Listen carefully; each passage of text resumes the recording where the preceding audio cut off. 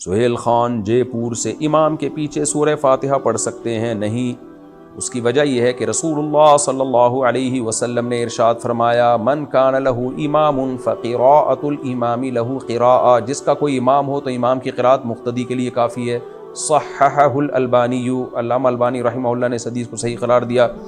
دوسری طرف حدیث میں آتا ہے کہ صحیح مسلم کی حدیث ہے انما جعل الامام لیؤتم بہ، امام کو امام اس لیے بنایا جاتا ہے کہ اس کی اقتداء کی جائے۔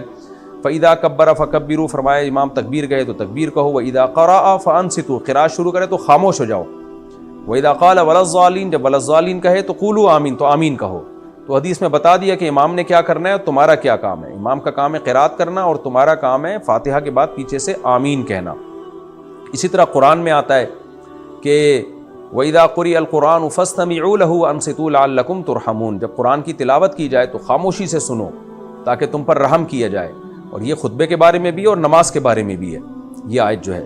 تو ان دلائل کی روشنی میں، اور بعض صحابہ کے بھی سخت فتاوی اس بارے میں، عبداللہ بن مسعود رضی اللہ تعالیٰ عنہ کا، تو ان کی روشنی میں وہ حدیثیں جن سے ہمیں امام کی قراءت کا جواز کا پتہ چلتا ہے یا حکم کا پتہ چلتا ہے، تو وہ حدیثوں میں تعویل کی گئی ہے، ورنہ یہ دلائل زیادہ مضبوط ہیں۔ تو یہ دلائل زیادہ مضبوط ہیں، لہذا اس کے مقابلے میں جو حدیثیں ہیں وہ یا تو سند کے لحاظ سے کمزور ہیں یا وہ واجب التاویل ہیں۔ واجب التاویل کا مطلب جیسے ایک حدیث میں آتا ہے اقرا بہا فی نفسک، جب امام کے پیچھے ہو تو اپنے دل میں پڑھو۔ تو دل میں کا مطلب کیا ہے کہ اس کے معنی اور مفہوم میں غور و فکر کرو۔ تو اس طرح سے تمام حدیثوں میں تطبیق ہو جاتی ہے۔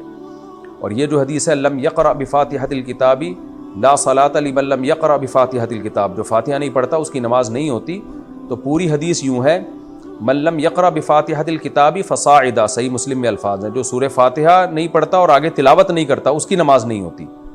تو ہم کہتے ہیں امام کے پیچھے آپ تلاوت تو کرتے نہیں ہو، فاتحہ کے بعد تو ویسے بھی آپ خاموش ہوتے ہو۔ تو جو اس حدیث کا مطلب ہے وہ اس حدیث کا بھی مطلب ہے جس میں آتا ہے کہ جو فاتحہ نہیں پڑھتا اس کی نماز نہیں ہوتی۔ تو اس سے پتہ چلتا ہے کہ فاتحہ نہیں پڑھنے کا مطلب جو امام کے پیچھے ہے حکماً اس نے فاتحہ پڑھ لی ہے، تو امام کی قراءت مقتدی کے لیے کافی ہے۔ مطلب یہ جب امام نے پڑھ لیا تو مقتدی کو بھی یہی سمجھا جائے گا اس نے پڑھ لی ہے۔